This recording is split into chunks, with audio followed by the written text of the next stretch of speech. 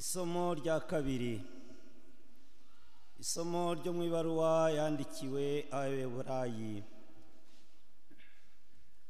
Bavandimwe, ubwo abana bafitanye ubumwe bw'amaraso n'umubiri, Yezu nawe yasangiye nabo ubwo bumwe kugira ngo mu rupfu rwe atsiratize umugenga warwo ari we Sekibi, maze abohore abatinyaga urupfu rubahoza mu bucakara igihe cy'ubuzima bwabo bwose.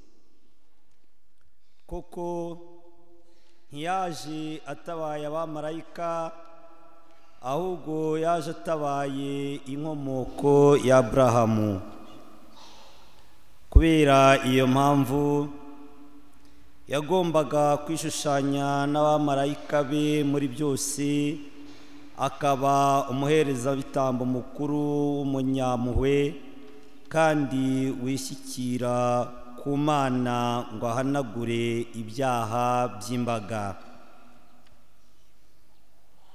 Ubwo we yababaye kandi akageragezwa, ashobora no gutabara abageragezwa. Iryo ni ijambo ry'Imana.